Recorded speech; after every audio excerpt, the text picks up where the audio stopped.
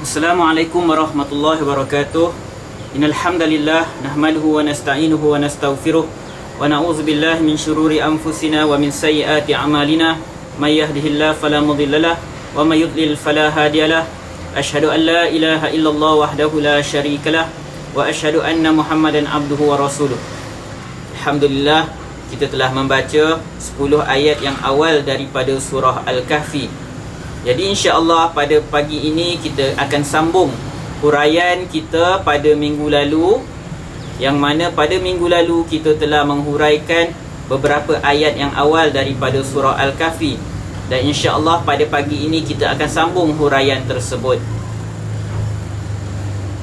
Pada minggu lalu kita telah membincangkan sehingga ayat yang ketiga daripada surah Al-Kahfi, dan jika kita nak ulang sedikit secara ringkas daripada ayat 1 hingga 3 ini, apakah pengajaran yang dapat kita ambil? Iaitu kita bersyukur kepada Allah Subhanahu Wa Taala dengan memuji Allah kerana menurunkan Al-Quran kepada kita.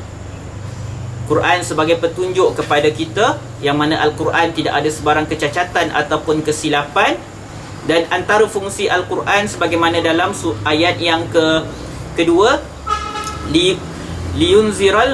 liyunzira ba'san syadida min ladunhu, untuk memberikan amaran kepada orang yang menyelisihi Al-Quran, menyelisihi arahan Allah Subhanahu Wa Taala, dan untuk menyampaikan berita gembira kepada orang-orang yang beriman dan melakukan amal soleh. Itu fungsi Al-Quran, dan itu jugalah yang sepatutnya manhaj atau metodologi yang kita amalkan dalam kehidupan kita, dalam dakwah kita, dalam interaksi kita dengan manusia. Kita kena berikan harapan kepada manusia dan memberikan amaran agar mereka tidak melakukan perkara-perkara yang dimurkai oleh Allah. Jadi pada hari ini insya-Allah kita akan membincangkan ayat yang keempat, kelima, dan kalau mengikut perancangan saya, slide yang saya dah siapkan sehingga ayat yang ke-16. Cuma kita lihatlah sampai mana yang Allah Subhanahu Wa Taala izinkan untuk kita baca dan hurai dan fahami pada hari ini. Jadi ayat yang kelima, Allah Subhanahu Wa Taala sebut wa yunziral ladzina qalu ittakhadallahu walada. Dan juga Al-Quran itu memberi amaran kepada orang yang berkata Allah mempunyai anak. Kita dah sebutkan pada minggu yang lalu bahawa antara fungsi Al-Quran ialah memberi amaran kepada orang yang menyelisihi Al-Quran, yang menentang Allah Subhanahu Wa Taala, yang menentang Rasulullah Sallallahu Alaihi Wasallam, yang menentang Islam.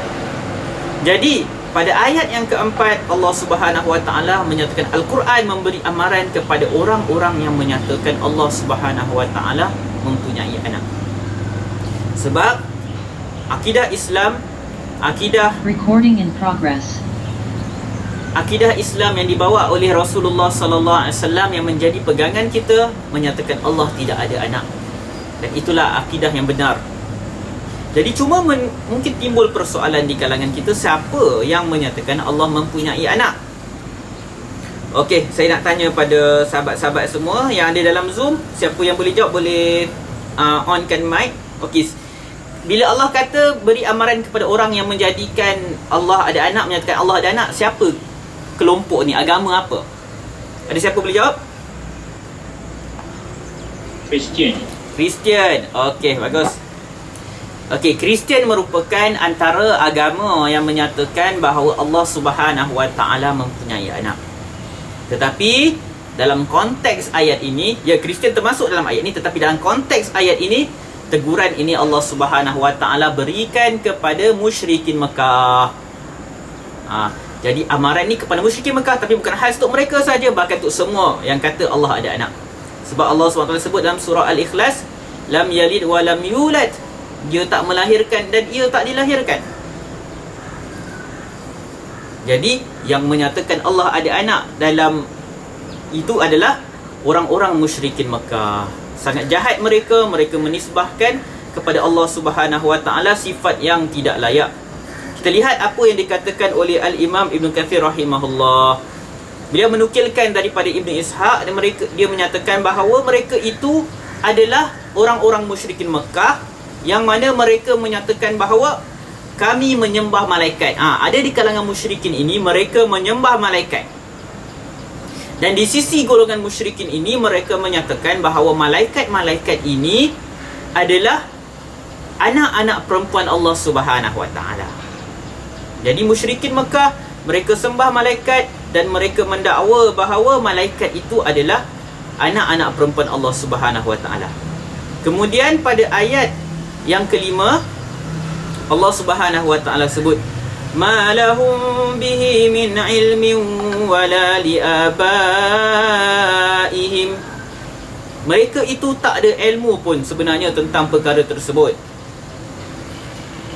Wala liabaihim, sama juga datuk nenek mereka, dakwaan mereka bahawa Allah ada anak perempuan dan malaikat tu anak perempuan Allah adalah dakwaan tanpa ilmu, yang mana mereka warisi daripada datuk nenek moyang mereka. Kaburat kalimatan takhruju min afwahihim, sangat besar perkataan yang keluar daripada mulut mereka.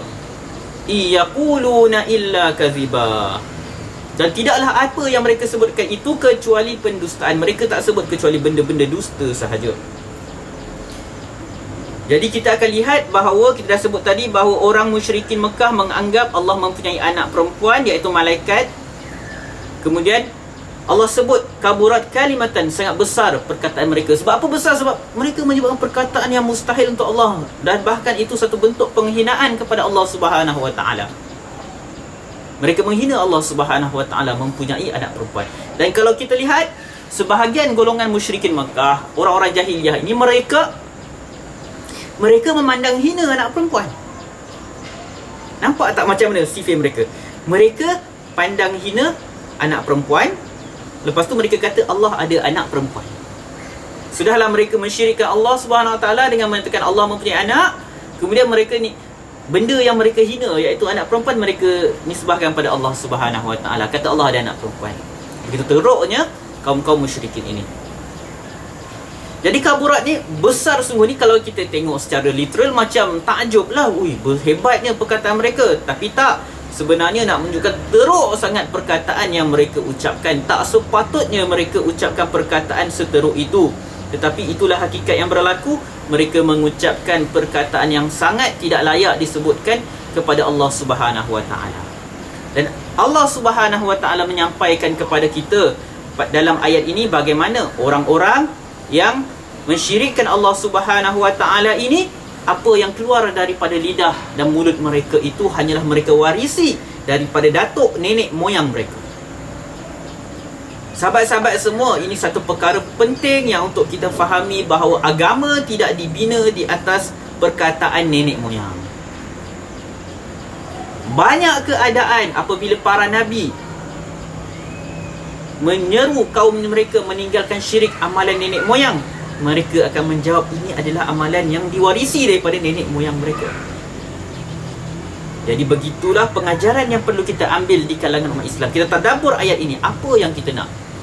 Kalau kita kata tapi ayat ni tak ada kaitan dengan orang Islam, kita tak kata Allah ada anak. Tapi kita nak lihat, ada tak kita mengikut penghujahan orang-orang kafir ini, ahlul kitab, orang musyrikin, yang mana bila ditentang, diseru kepada kebaikan, mereka kata tapi benda ni kami dah ikut daripada nenek moyang kami.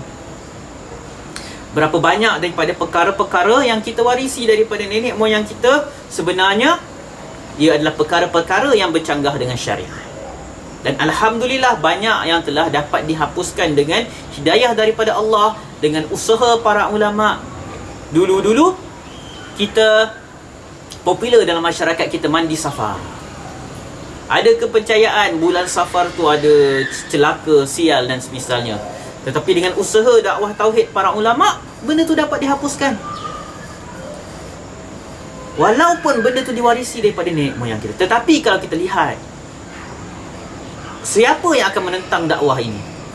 Apabila para ulama, bila para ustaz, ustazah, pendakwah menyatakan benda ni tak boleh, benda ni bercanggah dengan Islam, bercanggah dengan tauhid, ini membawa pada syirik, ini bid'ah dan semisalnya, maka sebahagian daripada kita akan kata tapi kami buat lama, nenek moyang kami buat lama. Ingat, hujah dengan amalan nenek moyang itu adalah penghujahan orang-orang yang menentang para rasul. Itu bukan hujah dalam agama, dan agama Islam tak tertegak dengan warisan amalan nenek moyang. Agama Islam tertegak dengan hujah yang jelas, Al-Quran dan As-Sunnah. Dan pastinya bukanlah semua amalan nenek moyang, adat turun-temurun tu salah. Mana yang baik kita kena kekalkan. Dan ini satu masalah juga kadang-kadang kita ni, bila kita belajar agama, semua adat turun-temurun bangsa Melayu kita nak ketepikan. Tak. Banyak adat istiadat kita yang bagus kita kena kekalkan. Malang kita ni kadang-kadang yang bagus-bagus kita tinggalkan, tapi kita pergi kekalkan benda-benda yang ada khurafat dan semisalnya. Banyak adab sopan bangsa kita. Kalau kita lihat, misalnya lah, kalau kita lihat adat turun-temurun kita, bangsa kita, bila orang nak kahwin, dia ada adat merisik, meminang dan semisalnya. Semua tu ada isyarat-isyarat tertentu, ada konsep-konsep tertentu yang kita perlu belajar. Kadang-kadang kita tak faham benda tu. Jadi benda-benda yang baik kita kekalkan. Yang mana bangsa kita, bangsa Melayu dikenali dengan orang yang beradab sopan, kekalkan perkara tu. Tapi mana-mana yang ada unsur-unsur bercanggah dengan syariat, kita tinggalkan. Bukan sebab kita tak sayangkan bangsa kita, bukan sebab kita tak sayangkan warisan nenek moyang kita, tetapi kerana kita lebih sayang agama kita, kerana kita lebih sayangkan tauhid kita kepada Allah Subhanahu Wa Taala. Jadi pengajaran daripada ayat ni, jangan berhujah dengan amalan nenek moyang, kerana itu bukan parameter, titik ukur benda itu betul atau salah. Okay, kita lihat ayat yang seterusnya, ayat yang ke-6. Ayat yang ke-6 ini menceritakan tentang hakikat dakwah. Apa yang dihadapi, yang dirasai oleh Nabi SAW apabila seruan tauhid baginda, seruan dakwah baginda tidak diterima oleh kebanyakan umat baginda. Kata Allah Subhanahu Wa Taala, فَلَعَلَّكَ بَاهِعٌ نَفْسَكَ عَلَىٰ آثَارِهِمْ إِن لَّمْ يُؤْمِنُوا بِهَذَا الْحَدِيثِ أَسَفًا. Janganlah kamu, wahai Muhammad, membinasakan diri kamu sendiri disebabkan bersedih terhadap kesan perbuatan buruk mereka, kerana mereka enggan beriman kepada Al-Quran. Allah Subhanahu Wa Taala menegur Nabi Muhammad sallallahu alaihi wasallam, mengingatkan Nabi Muhammad sallallahu alaihi wasallam, jangan kesedihan kamu itu sampai membinasakan diri kamu. Apa maksud bakhi'un? Majoriti ulama tafsir apabila saya rujuk, mereka kata seolah-olah ayat ni nak kata pada Allah Subhanahu, kepada Nabi sallallahu alaihi wasallam, janganlah disebabkan kesedihan kamu, penyesalan kamu kerana kaum kamu tak menerima dakwah kamu, meninggalkan ajaran kamu, enggan mendengar dakwah kamu, menyebabkan kamu memusnahkan diri kamu sendiri. Kamu musnahkan diri kamu kerana kamu terlalu sedih, kamu terlalu marah. Bahkan mereka menyatakan bahawa maksudnya jangan kamu bunuh diri kamu sendiri. Jadi itu menimbulkan satu persoalan, bahawa adakah Nabi SAW pernah cuba nak membunuh diri? Itu timbul persoalan ni. Betul ke Nabi SAW nak membunuh diri? Sampai Allah Subhanahu Wa Taala turunkan ayat ni, tegur Nabi SAW. Sebahagian ulama kata tak, bukan maksud Nabi SAW nak bunuh diri, tapi Allah just bagi amaran, peringatan. Bukan maksud Nabi SAW nak buat benda tu. Sama juga dalam ayat Al-Quran lagi, walau taqawwala alaina ba'dul aqawil. Kalau kamu mereka-reka perkataan ke atas kami, maksudnya menisbahkan satu perkataan, kata Allah cakap macam ni, sebenarnya tak. Allah kata walau taqawwala alaina ba'dul aqawil la akhazna minhu bil yamin. Kami akan hukum kamu, tarik kamu dengan tangan kanan kami. Adakah Nabi SAW nak mereka-reka perkataan ke atas Allah? Tak. Tapi itu satu amaran pada Allah, peringatan, jangan buat macam tu. Bukan maksud Nabi SAW nak buat perkara tersebut.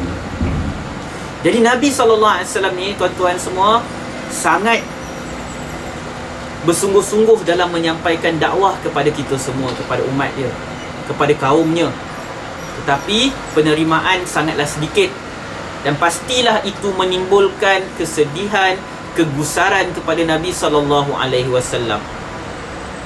Dan itulah sunnah dalam dakwah. Dakwah dia tak akan disambut dengan permaidani merah. Kadang-kadang kita selalu sebut, kau ni buat macam ni nanti orang tak suka. Cuba tengok yang si fulan, semua orang suka, gembira. Yang non-Muslim pun sambut dia dengan permaidani merah, sayang dia. Engkau ni buat benda-benda macam ni orang tak suka.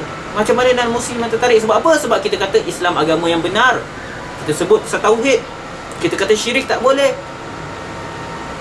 Memang orang-orang yang mensyirikkan Allah takkan suka kalau kita sebut pasal syirik. Dan itulah sebab penentangan umat Nabi Muhammad sallallahu alaihi wasallam, kaum Nabi Muhammad sallallahu alaihi wasallam kepada Nabi Muhammad sallallahu alaihi wasallam. Nabi SAW hidup baginda SAW dengan kaum baginda, kita boleh katakan melalui beberapa fasa sebelum baginda diangkat menjadi Rasul. Sebelum baginda SAW mengajak mereka untuk mentauhidkan Allah, kaum baginda SAW suka kepada baginda. Kaum Nabi SAW sangat sayang dan percaya kepada Nabi SAW. Tetapi apabila Nabi SAW memulakan dakwah baginda SAW, mengajak manusia kepada tauhid, meninggalkan syirik, meninggalkan amalan-amalan yang mereka dah warisi dari datuk nenek moyang mereka, maka penentangan kepada Nabi SAW bermula. Itulah sunnah dalam dakwah. Penentangan akan berlaku. Yang tak menentang dakwah adalah orang beriman. Orang-orang musyrikin, orang-orang kafir akan menentang dakwah Nabi SAW. Jadi tak boleh kita katakan dakwah yang benar ialah dakwah yang disukai oleh orang ramai. Dakwah yang benar ialah dakwah yang tak buat orang terasa. Na'udzubillah min zalik. Orang yang berkata sedemikian rupa, dia kata, kenapa kau sebut benda ni? Nanti orang terasa, nanti orang terasa. Kalau benda yang salah, kena kata salah. Kalau benda tu syirik, kena kata syirik. Kalau benda tu dosa, kena kata dosa. Kalau benda tu maksiat, kena kata maksiat. Sebab dakwah kena sampaikan perkara yang benar. Dan itu yang dilakukan oleh Nabi SAW. Sampai Nabi SAW merasa sedih sangat. Jadi tuan-tuan, kita kena lihat juga dalam diri kita. Bila kita mengajak manusia kepada kebenaran dan manusia tolak dakwah kita, apa perasaan kita? Yang ini penting untuk kita renungi. Kita takut-takut kita kata kita ajak manusia pada kebenaran, ajak manusia kepada Allah Subhanahu Wa Taala, tinggalkan maksiat, tinggalkan syirik dan semisalnya. Tetapi bila manusia tolak dakwah kita, kita tak rasa sedih pun. Baliknya kita happy. Oh, tengok tu, teruk dia ni. Kita gembira pula orang tu tolak dakwah kita. Jadi kita kena tengok balik dakwah kita macam mana.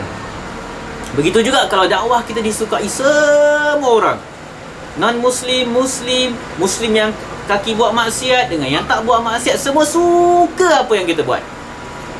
Kadang-kadang kita kena tengok, dakwah kita ni semua orang suka ni, maksudnya dakwah kita ni betul ke? Sebab dakwah bukan begitu. Jalan para Nabi bukan begitu.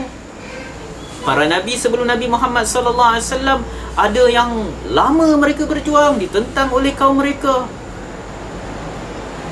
diancam keselamatan mereka. Jadi bila kita kata dakwah mesti dalam keadaan yang aman, tidak ada penentangan, itulah dakwah yang benar, itulah dakwah yang berhikmah, maka kita kena perhatikan kembali kefahaman kita tentang hikmah. Bagaimana kita mentadabbur kisah-kisah para Nabi, bagaimana kita mentadabbur ayat-ayat Al-Quran, apa yang kita fahami dengan semua itu. Jadi tuan-tuan, daripada ayat yang ke-6 ini, kita belajar bahawa dakwah tidak disambut dengan permaidani merah. Dakwah tidak akan disambut dengan permaidani merah.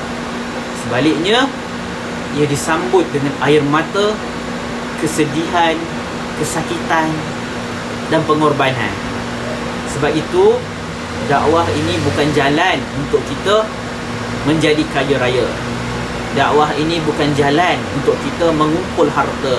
Itu bukan jalan dakwah. Bukan salah kalau seorang guru agama menerima bayaran, tapi mereka kena ingat dakwah itu pada asalnya memerlukan pengorbanan, kesakitan dan penentangan kepada orang, daripada orang-orang yang tidak menyukai mesej yang kita sampaikan. Jadi itulah perkara faedah yang kita boleh ambil daripada ayat yang ke-6 daripada surah Al-Kahf. Kita lihat ayat yang seterusnya, ayat 7 dan 8. Lepas Allah Subhanahu Wa Taala ceritakan tentang bagaimana Nabi SAW bersedih apabila orang menolak dakwah baginda.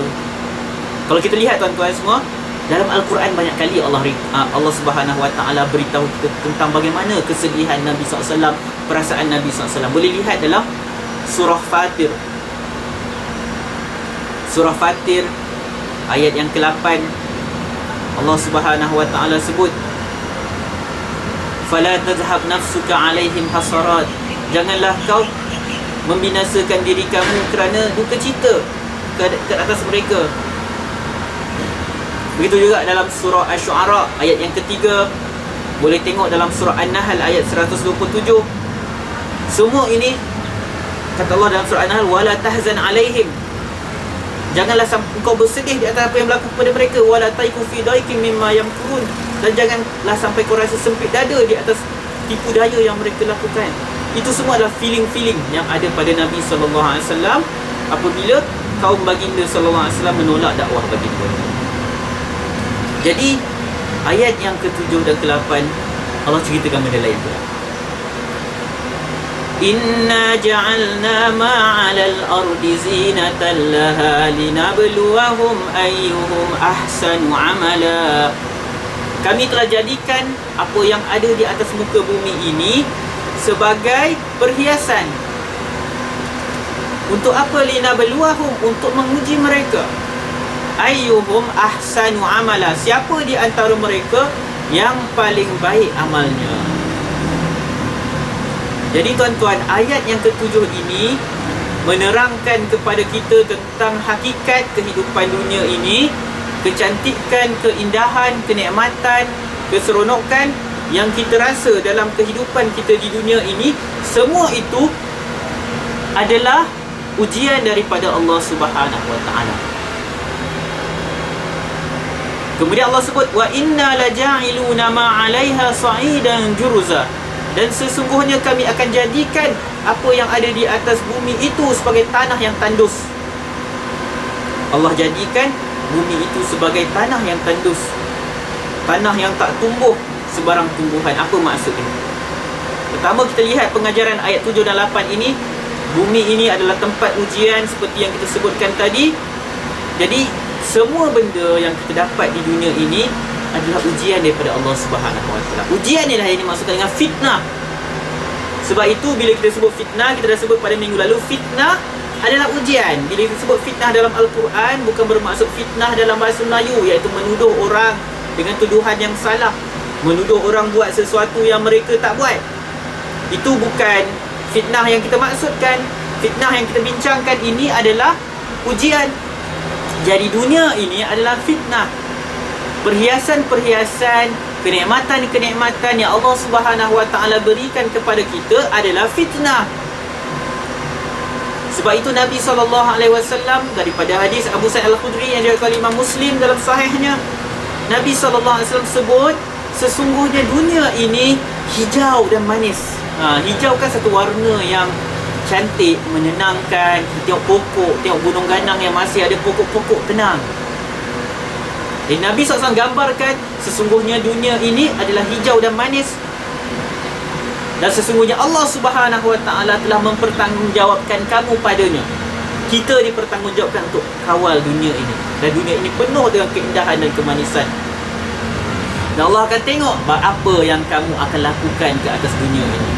Bumi yang indah Allah berikan kepada kita, bagaimana kita mentadbirnya, Allah akan mempertanyakan kepada kita.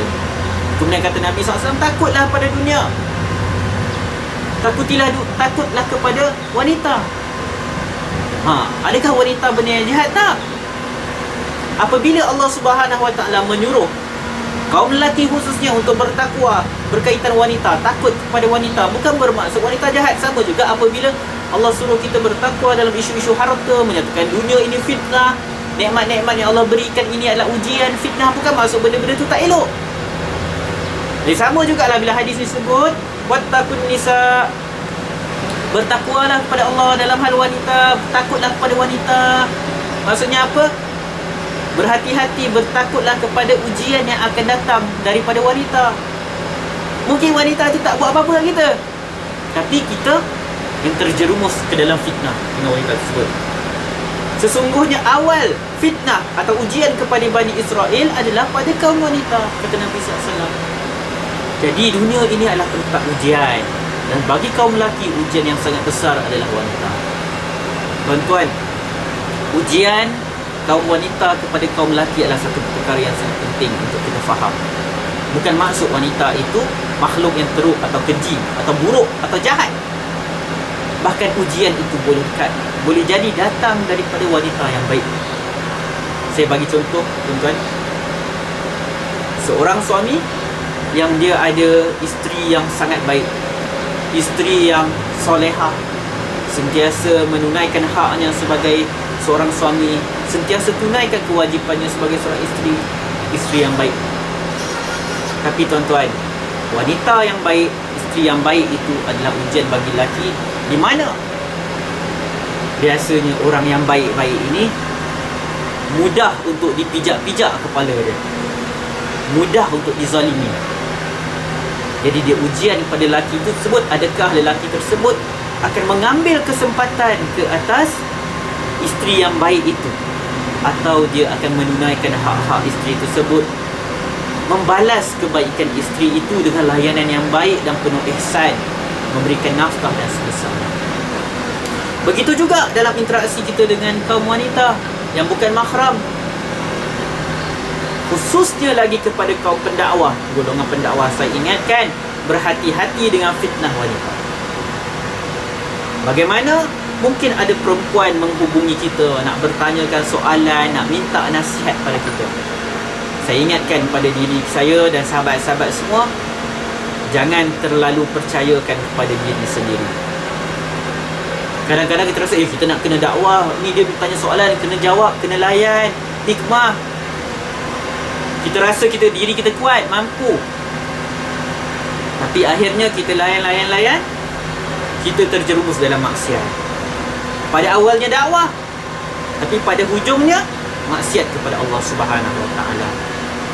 Dan itu jugalah nasihat saya kepada kaum wanita. Kalau ada masalah, perlukan nasihat, nak tanya pandangan, sebaik-baiknya saya katakan, tanyalah kepada pendakwah wanita atau kaunselor wanita dan semisalnya. Itu lebih baik, sebab kita tak tahu dengan siapa kita berinteraksi. Anda kaum wanita tak tahu dengan pendakwah tersebut siapa yang anda sedang berinteraksi dengan. Adakah dia orang yang baik, atau dia orang yang akan mengambil kesempatan ke atas diri anda. Jadi nasihat saya untuk saya, kaum lelaki, jangan mudah sangat percayakan diri sendiri. Kadang-kadang kita rasa diri kita strong, dia tak apa, saya takkan buat benda tak elok. Kita tak tahu. Kita rasa kita nak bantu wanita tersebut, nak ajar dia tentang agama, tapi kita tak tahu kita tengah rosakkan diri kita sendiri, kita rosakkan keluarga kita sendiri, dan kita rosakkan wanita itu sendiri. Jika perlu jawab soalan perempuan tersebut, jawab dengan profesional. Dia tanya soalan, minta nasihat, kita jawab, cukup.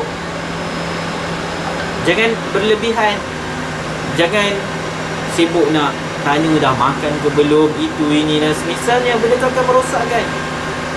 Kita kena be professional dalam dakwah, kena be professional. Sebab itu hubungan lelaki dan perempuan mesti dibina di atas takwa dan profesionalism. Profesional, tak lebih-lebih. Kita berinteraksi, berkomunikasi dengan cara yang elok. Dan itu yang Allah Subhanahu Wa Taala ajar kepada kita. Jadi berhati-hati dengan wanita.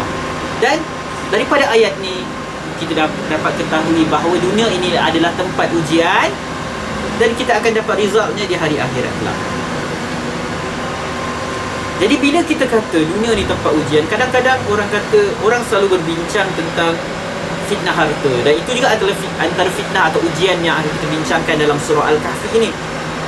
Tetapi sebab kita dah bincangkan sedikit tentang dunia ini adalah tempat ujian, elok untuk kita betulkan kefahaman kita bahawa bukan harta sahaja adalah ujian.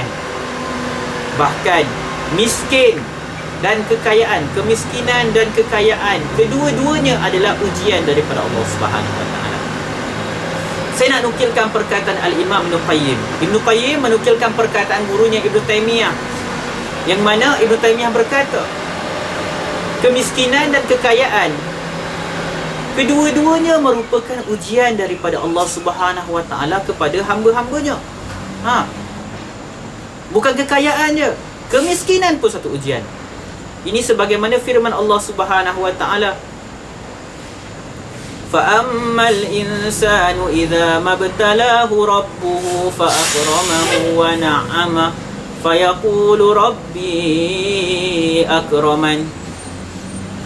Allah sebut dalam surah Al-Fajr tentang sebahagian manusia yang mana apabila Allah memberikan mereka harta, maka mereka akan sebut Allah telah memuliakan dia.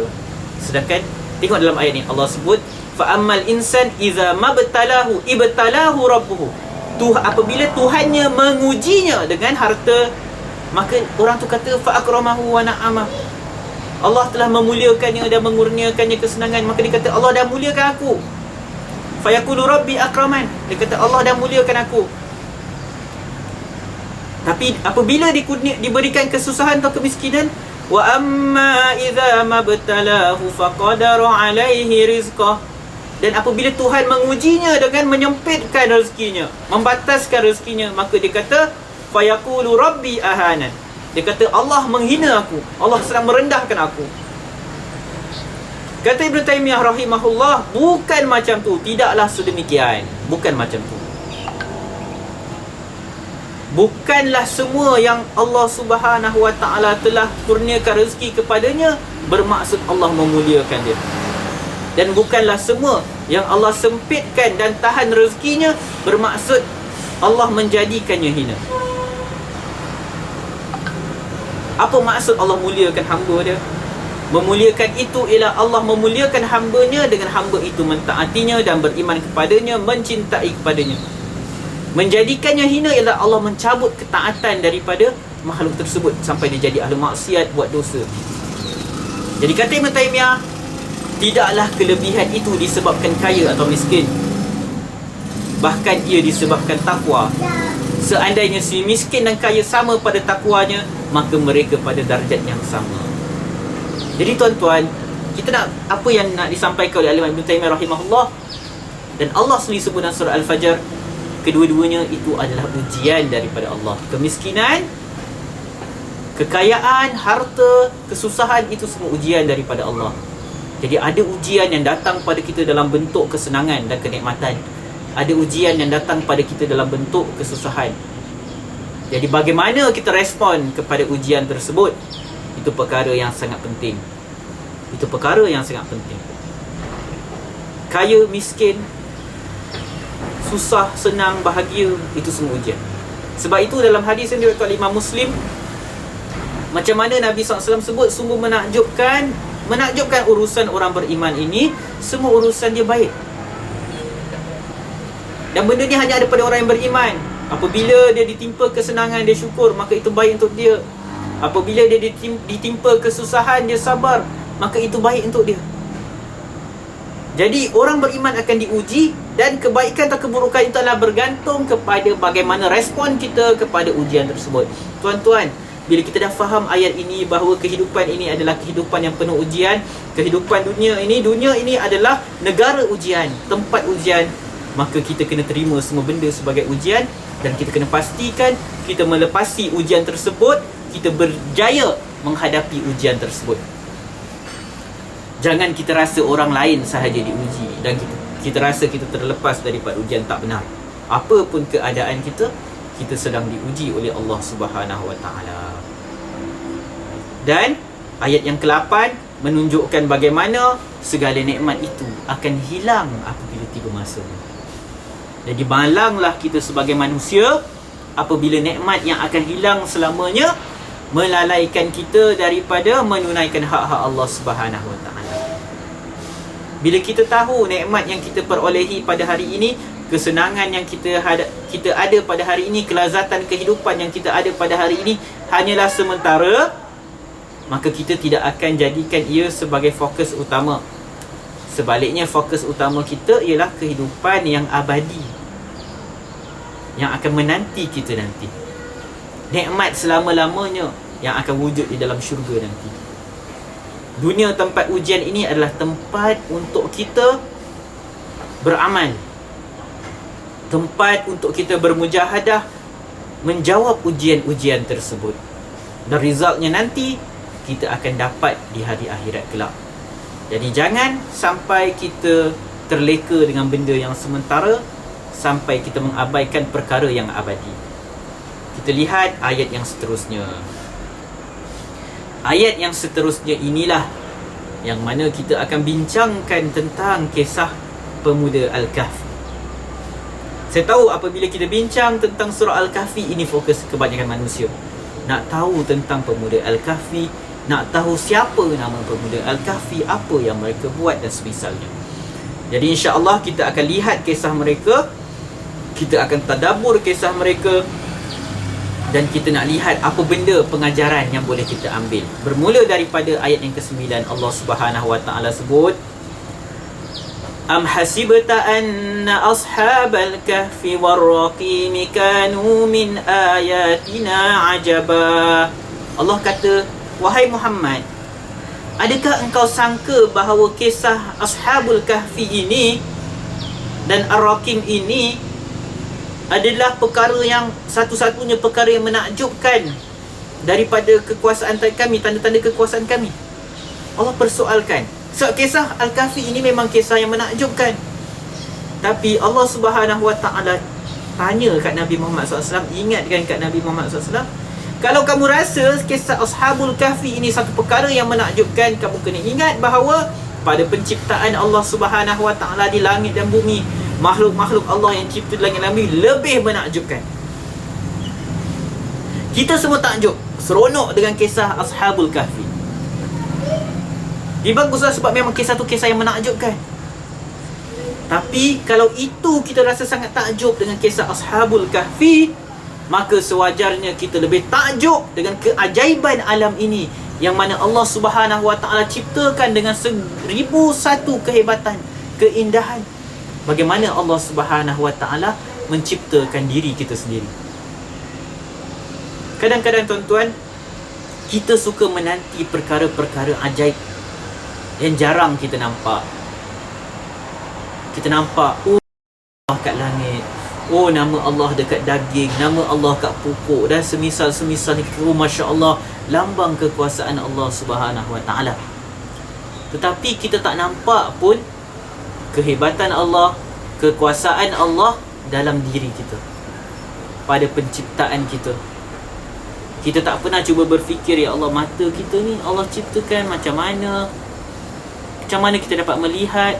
Tangan kita ada jari-jari yang berfungsi dengan elok, setiap tulang ada sendi-sendi dia.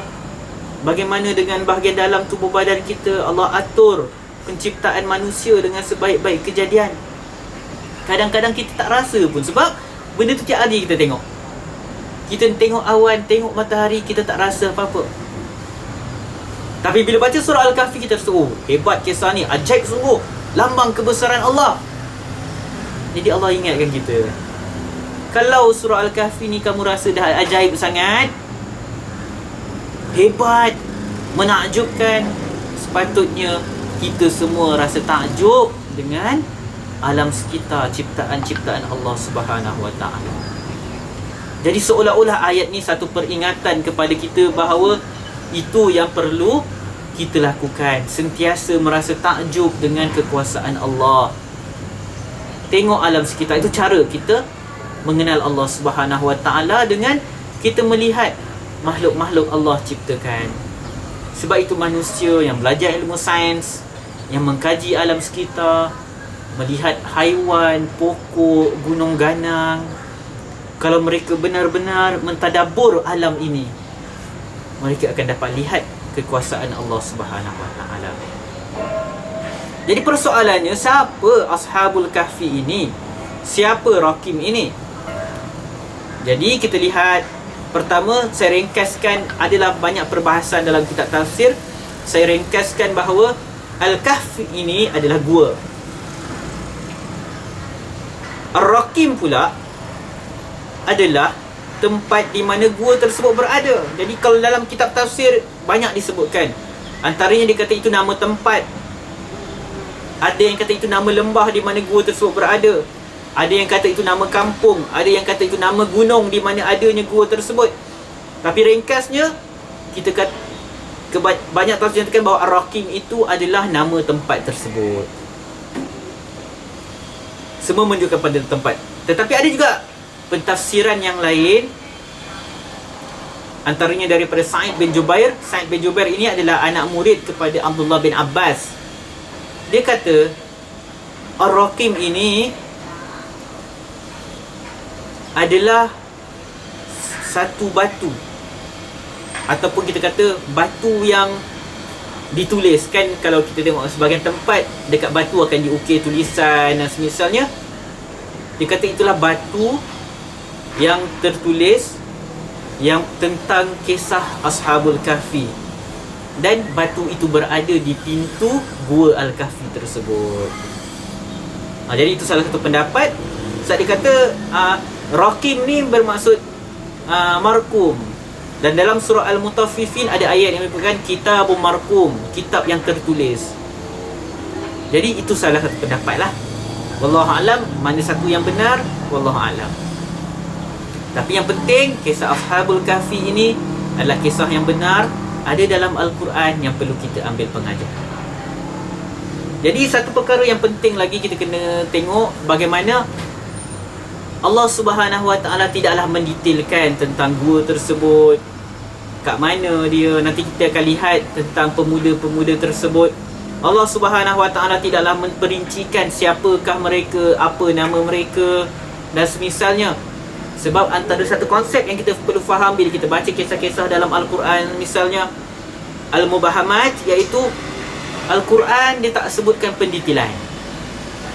Sebab yang penting dalam Al-Quran adalah mesej dan pengajaran yang nak diambil dan bukan pendetailan. Sebab itu kadang-kadang kebanyakan pendetailan yang ada dalam kitab-kitab tafsir adalah diambil daripada riwayat-riwayat Israiliyat, khabar-khabar Israiliyat. Tak ada masalah lah untuk kita baca, untuk kita faham cerita tersebut dengan lebih terperinci. Tetapi fokus kita apabila kita baca kisah-kisah dalam Al-Quran adalah untuk kita manfaatkan, untuk kita mengambil pengajaran daripadanya, kita mengambil iktibar daripadanya. Bukan mencari-cari di mana gua tersebut, bukan fokus kita siapa nama pemuda-pemuda tersebut. Itu hanyalah sekadar bahan bacaan, tetapi fokusnya apa pengajaran daripada kisah-kisah tersebut.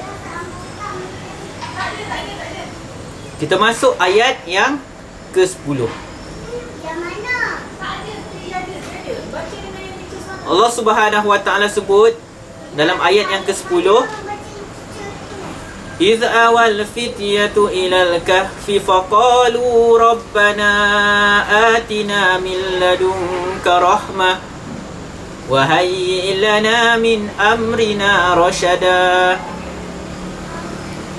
Ketika sekumpulan anak muda pergi ke gua, lalu mereka berdoa, Rabbana atina min ladunka rahmah, wahai Tuhan kami, berikanlah kami rahmat daripadamu. Wahayyi lana min amrina rasyada, dan berikanlah kemudahan-kemudahan serta pimpinan hidayah pada kami untuk kami selamatkan agama kami. Jadi bermulalah kisah Ashabul Kahfi, kisah pemuda tersebut yang mana mereka melarikan diri ke dalam gua. Kenapakah mereka melarikan diri ke dalam gua? Kerana mereka nak menyelamatkan agama mereka. Kerana di zaman tersebut berlakunya fitnah dalam akidah, jadi mereka tidak ada pilihan lain kecuali untuk menyelamatkan akidah mereka. Mereka terpaksa melarikan diri. Sebab apa? Jika mereka kekal bersama kaum mereka, boleh jadi mereka akan dibunuh, boleh jadi mereka akan dipaksa meninggalkan agama mereka. Maka tidak ada pilihan lain kepada mereka kecuali mereka melarikan diri dan bersembunyi di dalam gua tersebut. Jadi ketika mereka bersembunyi itulah mereka berdoa kepada Allah Subhanahu Wa Taala supaya Allah memberikan rahmatnya. Mereka minta pada Allah kurniakan rahmat, lindungi mereka agar kaum mereka tidak menemui mereka. Kemudian mereka minta pula, wahayyi lana min amrina rasyada, berikan irsyad pada kami, petunjuk pada kami. Jadi mereka berdoa kepada Allah Subhanahu Wa Taala. Jadi tuan-tuan, apa yang dapat kita ambil daripada ayat yang ke-10 ini, iaitu dalam apa-apa keadaan kita kena berharap kepada Allah Subhanahu Wa Taala. Jangan sesekali kita putus harapan daripada Allah Subhanahu Wa Taala, sebab apabila kita dah putus harapan daripada Allah Subhanahu Wa Taala, maka disitulah kebinasaan akan bermula. Disitulah kerosakan akan bermula. Kemudian Allah Subhanahu Wa Taala sebut dalam ayat yang ke-11, فَضَرَبْنَا عَلَىٰ آذَانِهِمْ فِي الْكَهْفِ سِنِينَ عَدَدًا. Lalu kami tidurkan mereka dengan nyenyaknya dalam gua itu bertahun-tahun lamanya. ثُمَّ بَعَثْنَاهُمْ لِنَعْلَمَ أَيُّ الْحِزْبَيْنِ أَحْصَىٰ لِمَا لَبِثُوا أَمَدًا. Kemudian kami bangkitkan mereka daripada tidur untuk kami uji siapakah daripada dua golongan di antara mereka yang lebih tepat kiraannya tentang lama atau tempoh masa mereka berada dalam gua tersebut. Jadi Allah Subhanahu Wa Taala, lepas mereka dah masuk dalam gua tersebut, maka Allah Subhanahu Wa Taala menidurkan mereka. Tadi mereka doa pada Allah untuk mohon rahmat pada Allah, mohon pertolongan Allah untuk lindungi mereka daripada fitnah agama. Lalu bila mereka masuk gua, Allah tidurkan mereka.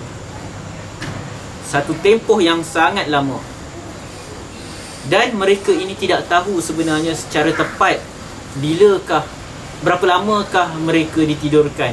Bila mereka bangun, mereka rasa benda tu sekejap sahaja. Sebenarnya tempoh itu sangat lama, yang mana insya-Allah nanti kita akan lihat kisah mereka bagaimana mereka keluar. Ada salah seorang keluar pergi ke bandar nak beli barang. Tiba-tiba rupanya dirham yang digunakan untuk bayar untuk beli barangan tersebut adalah wang yang sangat lama. Menunjukkan lamanya mereka dah tidur dalam gua tersebut. Kemudian dalam ayat yang ke-13 dan 14, kita lihat Allah Subhanahu Wa Taala menceritakan, nahnu naqussu 'alaika naba'ahum bil haqq innahum fityatun amanu bi rabbihim wa zidnahum huda. Kami ceritakan kepadamu wahai Muhammad berita mereka, berita yang benar. Sesungguhnya mereka itu innahum fityah, mereka itu adalah anak-anak muda yang beriman kepada Allah Subhanahu Wa Taala, wa zidnahum huda, dan kami tambahkan petunjuk kepada mereka. Jadi pada ayat ini Allah Subhanahu Wa Taala menghabarkan bahawa mereka itu adalah anak-anak muda. Al-Imam Ibn Kathir rahimahullah menyebutkan di sini bahawa anak-anak muda itu lebih mudah menerima kebenaran berbanding orang-orang tua, berbanding orang-orang senior. Sebab kita lihat anak muda dia lebih terbuka kepada perubahan berbanding orang tua yang mereka dah lama dengan cara hidup begitu. Maka walaupun ditegakkan hujah, mereka masih lagi nak kekal dengan keadaan yang lama. Jadi ini merupakan satu pengiktirafan daripada Allah Subhanahu Wa Taala kepada anak muda. Jadi anak-anak muda tak boleh diketepikan, sebab mereka adalah orang yang bersemangat, segar, tampil dengan idea-idea yang kreatif. Jadi jangan diketepikan anak muda, sebab mereka sangat terbuka kepada perubahan. Sebab itu dalam kisah ini mereka adalah anak-anak muda yang mentauhidkan Allah Subhanahu Wa Taala. Sebab itu Al-Imam Ibn Katsir sebut kat sini bahawa kebanyakan yang mengikut Nabi-Nabi, yang mengikut Rasulullah sallallahu alaihi wasallam adalah anak muda, dan kebanyakan yang menentang Nabi sallallahu alaihi wasallam adalah golongan-golongan tua daripada kaum Quraisy. Jadi tuan-tuan, itulah juga yang kita nampak kadang-kadang kita nak lakukan islah dalam negara kita, penentangan akan datang daripada golongan-golongan senior. Mereka tak dapat nak terima idea-idea yang baru. Mereka tak dapat terima bahawa apa yang berlaku adalah berlaku kerosakan dalam negara kita. Kita perlukan perubahan. Mereka tak nak terima. Begitu jugalah apabila datang para pendakwah membetulkan adat turun-temurun masyarakat kita, yang akan paling sukar menerima dakwah tersebut ialah kaum tua. Manakala yang paling mudah dan lebih terbuka, paling kurang mereka nak berikan telinga mereka untuk mendengar hujah, ialah kaum muda. Itu kelebihan kaum muda. Jadi itu juga pengajaran kepada kita, anak-anak muda, jangan sampai kita tua sebelum muda. Maksudnya jangan sampai waktu kita muda kita dah taksub. Jangan sampai pada waktu kita muda yang sepatutnya kita berfikiran terbuka, kita dengar, berikan peluang untuk kita dengar nasihat orang, pandangan yang berbeza. Tapi malangnya bila kita dah jadi perangai orang-orang tua, waktu kita muda pun kita dah degil, taksub, tak nak meraihkan pandangan yang berbeza, tak nak cuba dengar dahulu. Kita nak terus juga pertahankan apa yang dah jadi warisan turun-temurun kita, apa yang memang dah berlaku lama dalam negara kita, kita nak pertahankan juga. Malang kita kalau kita jadi anak muda macam tu.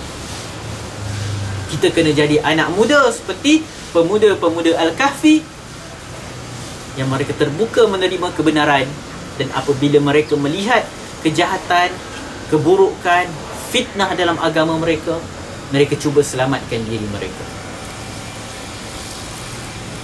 Jadi anak muda merupakan perkara yang penting dalam ayat ini. Kemudian dalam ayat ni Allah Subhanahu Wa Taala sebut mereka ini beriman, lalu Allah Subhanahu Wa Taala tambahkan hidayah kepada mereka. Wazidnahum huda. Berdasarkan ayat ini, berdasarkan ayat Allah menambahkan hidayah kepada mereka, maka disebabkan itulah para ulama Ahlus Sunnah wal Jamaah menyatakan bahawa iman itu naik dan turun. Sebab itu jugalah kita setiap hari kita minta kepada Allah Subhanahu Wa Taala, tunjukkan kami jalan yang lurus. Sebab mungkin orang kata, kenapa nak minta jalan yang lurus? Bukankah jalan yang lurus itu Islam, dan kita sekarang kita memang dah Islam. Jadi apabila kita minta jalan yang lurus, kita tengah berdoa pada Allah untuk berikan kita kekuatan untuk istiqamah di atas jalan yang benar. Dan kedua, kita minta pada Allah tambahkan lagi hidayah pada kita, tambahkan lagi keimanan pada kita, kerana iman itu naik dan turun. Jadi ini merupakan antara dalil Ahlus Sunnah wal Jamaah menyatakan bahawa iman itu naik dan turun. Sebab itu Ahlus Sunnah tak mengkafirkan orang-orang yang melakukan dosa besar. Sebab kita tahu iman naik dan turun. Jadi kadang-kadang iman turun, mereka buat dosa besar, perkara-perkara dosa besar mereka buat menyebabkan iman mereka turun. Bukan maksud iman terus tak ada waktu mereka buat dosa besar. Begitu juga Ahlus Sunnah tak menyatakan iman tu constant. Sebab dalam kelompok-kelompok umat Islam ada kelompok-kelompok ekstrim dalam isu ini. Misalnya ada orang yang berpendapat bahawa iman tu constant. Dia buat apa pun iman tetap ada macam tu, tak naik tak turun. Ini pandangan kelompok Murji'ah. Dan kita boleh lihat fenomena pemikiran ini dalam masyarakat moden pada hari ini. Kan kita selalu dengar orang kata walaupun dia buat maksiat, walaupun saya buat maksiat, memanglah saya tak tutup aurat, tapi hati saya takwa pada Allah, iman dia tetap beriman pada Allah. Kita tak boleh nak hakimi orang, kita bukan tahu keimanan orang. Memang kita tak boleh hakimi keimanan orang, tapi ketika kita sedar bila seseorang tu buat maksiat, menunjukkan dia mempunyai iman yang lemah. Apabila seseorang buat dosa, buat maksiat pada Allah, menunjukkan ketika itu imannya berada pada tahap yang rendah. Sebab iman itu naik dan turun. Pandangan Murji'ah akan menyatakan bahawa sama ada ahlul maksiat atau ahlul ta'ah. Orang yang buat maksiat dan orang yang buat ketaatan, iman level mereka sama. Bila begitulah, maka akan samalah ahli maksiat dengan keimanan para nabi. Na'udzubillah min zalik. Sebab bagi mereka iman tak naik dan turun, iman constant macam tu. Tapi Ahlus Sunnah menyatakan iman naik dan turun, naik dengan ketaatan dan turun dengan maksiat. Manakala kelompok yang ekstrim lagi satu lagi, mereka menyatakan iman itu ada atau tak ada langsung. Sebab itu mereka mengkafirkan sesiapa di kalangan orang Islam yang melakukan dosa besar. Sebab bagi mereka orang yang dosa besar maksudnya tak ada iman. Itu puncanya.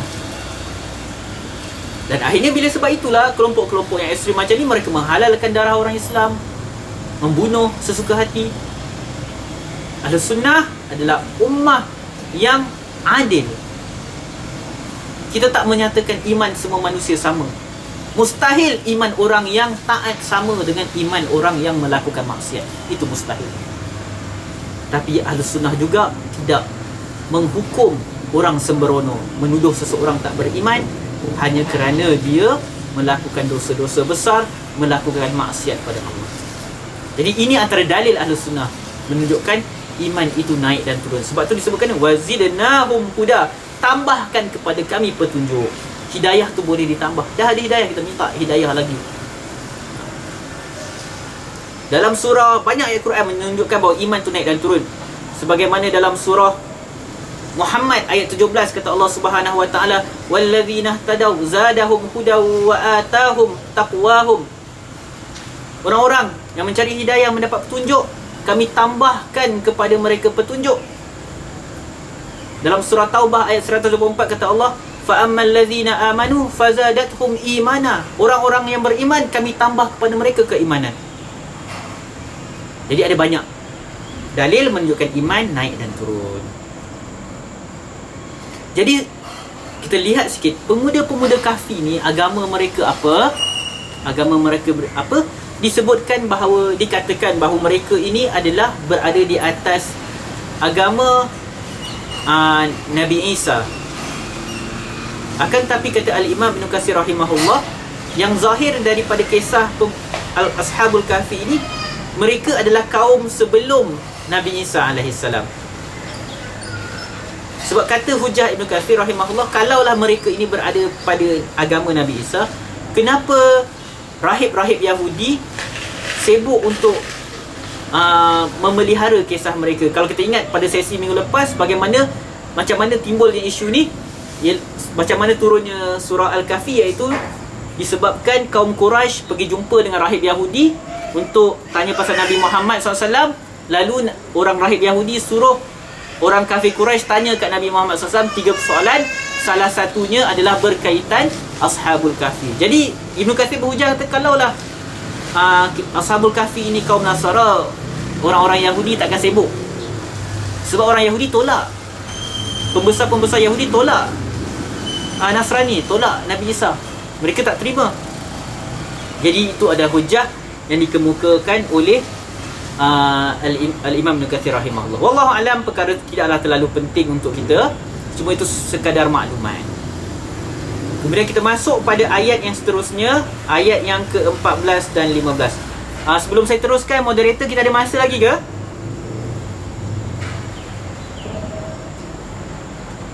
Boleh lagi sikit. Boleh lagi? Okey. Okey, kita lihat ayat yang seterusnya, ayat yang ke-14 dan 15. Kata Allah Subhanahu wa taala, وَرَبَطْنَا عَلَى قُلُوبِهِمْ إِذْ قَامُوا فَقَالُوا رَبُّنَا رَبُّ السَّمَاوَاتِ وَالْأَرْضِ لَن نَّدْعُوَ مِن دُونِهِ إِلَٰهًا لَقَدْ قُلْنَا إِذًا شَطَطًا. Dan kami kuatkan hati mereka dengan kesabaran, keberanian ketika mereka bangun menegaskan tauhid. Lalu mereka kata, Tuhan kami ialah Tuhan yang mencipta dan langit dan bumi, Tuhan yang mentadbir langit dan bumi. Kami sesekali tidak akan berdoa, tidak akan menyembah selain daripadanya. Dan jika kami yang menyembah yang lain, bermaksud kami menyatakan, mengakui sesuatu yang jauh daripada kebenaran. Jadi Allah Subhanahu wa taala menceritakan tentang pemuda-pemuda Kahfi ini. Allah kata Allah telah memperkuatkan mereka, menjadikan mereka orang yang bersabar di atas penentangan kaum mereka. Lalu akhirnya mereka terpaksa meninggalkan kaum mereka, meninggalkan segala kesenangan hidup dengan kaum mereka. Kemudian kita nak tengok kat sini, siapa mereka ini? Kita lihat secara ringkas. Al-Imam Ibn Katsir rahimahullah menyatakan bahawa kebanyakan ulama tafsir menyatakan bahawa pemuda-pemuda Kahfi ini, mereka ini adalah anak-anak daripada pembesar Rom. Pada satu hari mereka ini keluar ke majlis perayaan, sambutan perayaan kaum mereka. Kerana pada setiap tahun mereka akan ada satu hari yang mana mereka berkumpul untuk berhari raya. Dan kaum mereka ini menyembah berhala. Mereka menyembelih untuk berhala tersebut. Dan pemimpin ketika tersebut juga, mereka ada satu pemimpin yang zalim, yang kejam, yang menyuruh manusia untuk melakukan perkara tersebut, menyembah berhala dan semisalnya. Jadi, ketika orang ramai keluar ke tempat mereka berkumpul untuk menyambut perayaan, maka anak-anak muda ini pun keluarlah sama. Mereka pun ikutlah sama pergi ke tempat perayaan tersebut. Tetapi apabila mereka sampai ke tempat tersebut, mereka lihat apa yang dilakukan oleh kaum mereka dengan mata mereka sendiri. Bila mereka nampak perkara tersebut, mereka sembah berhala, menyembelih untuk berhala, maka terus Allah Subhanahu Wa Taala berikan hidayah kepada mereka. Mereka merasakan, mereka fikir, mereka faham bahawa apa yang dilakukan oleh kaum mereka, seperti mereka sujud kepada berhala, menyembelih untuk berhala, adalah perkara yang tak sepatutnya dilakukan, dan perkara itu hanya layak dilakukan kepada Allah Subhanahu Wa Taala sahaja. Jadi lepas anak-anak muda ini melihat perkara tersebut, mereka pun memisahkan diri mereka daripada kaum mereka. Lalu salah seorang daripada mereka pergilah duduk di bawah sebatang pokok. Kemudian datang seorang lagi, kemudian datang seorang lagi, sampai 7 orang. Dan sahabat-sahabat semua, benda ni kita kena faham bahawa mereka tak pernah berkomplot, tak pernah berpakat pun nak duduk bawah pokok tu. Sebab 7 orang pemuda Al-Kahfi ini, mereka tak pernah kenal pun antara satu sama lain. Mereka tak tahu pun. Cuma pada hari tersebut mereka diilhamkan perkara yang sama oleh Allah Subhanahu Wa Taala, iaitu apa yang kaum mereka lakukan adalah perkara yang sangat teruk, yang sangat keji. Itulah keimanan, tuan-tuan. Sebab itu dalam sebuah hadis yang diriwayatkan Imam Bukhari, Nabi SAW sebut, al-arwahu junudun mujannadah. Roh-roh ini seperti tentera-tentera yang terlatih. Fama ta'arafa minha iktalafa. Apa yang mereka kenali, roh ni kenali antara satu sama lain, maka mereka akan datang bersama. Mereka dapat duduk bersama. Wa ma tanakara minha ikhtalafa. Dan roh-roh yang berbeza, dia tidak akan duduk bersama, dia akan sentiasa saling menyalahi antara satu sama lain. Pemuda-pemuda ini, mereka tak pernah kenal pun antara satu sama lain, tetapi mereka berkongsi satu pemikiran yang sama yang Allah ilhamkan daripada hidayah Allah. Mereka nak tauhidkan Allah. Mereka tak setuju dengan kesyirikan yang berlaku dalam masyarakat mereka. Lalu akhirnya mereka menyelamatkan diri, mereka berkumpul dan mereka mengambil keputusan untuk meninggalkan kaum mereka untuk menyelamatkan agama mereka. Jadi tuan-tuan, insya-Allah kita akan sambung nanti pengajian kita berkaitan ayat yang ke-16. Jadi ayat yang ke-15 Allah sebut, haula'i qaumun attakhadhu min dunihi aliha laula ya'tuna 'alaihim bisultanin bayyin faman azlamu mimman iftara 'ala Allahi kaziba. Kata mereka tadi sebenarnya mereka tak kenal satu sama lain. Lepas tu mereka pun berbual, lalu mereka pun bercerita, dan akhirnya mereka mendapati bahawa idea mereka sama. Mereka bagi tahu bahawa kaum kita tu menyembah beberapa tuhan yang selain daripada Allah. Dan ayat ini menunjukkan kepada kita orang-orang yang mensyirikkan Allah Subhanahu Wa Taala, mereka melakukan semua itu tanpa ada hujah. Mereka menyembah Allah tanpa ada hujah, tanpa sebarang bukti. Jadi kesyirikan, penyembahan selain Allah adalah satu kezaliman yang sangat besar. Inna syirka la zulmun azim. Surah Luqman, sesungguhnya syirik itu adalah kezaliman yang sangat besar. Jadi lepas mereka dah berkenalan, mereka mendapati mereka berada pada satu jalan yang sama, idea yang sama, maka akhirnya mereka mengambil keputusan untuk melarikan diri dan masuk ke dalam gua. Jadi insya-Allah sahabat-sahabat semua, tuan-tuan, pada sesi seterusnya kita akan huraikan ayat yang ke-16 ini berkaitan tindakan mereka mengasingkan diri daripada manusia, atau kita sebut uzlah. Dan kita akan lihat perbahasan, perlu ke kita menguzlahkan diri, mengasingkan diri daripada masyarakat kita? Mana lebih afdal, kita bersama dengan masyarakat melakukan perubahan, ataupun kita buat kerja kita sendiri, mengasingkan diri kita daripada masyarakat? Wallahualam, insya-Allah kita akan sambung pada minggu hadapan. Jadi jika ada sebarang soalan boleh dikemukakan di sini.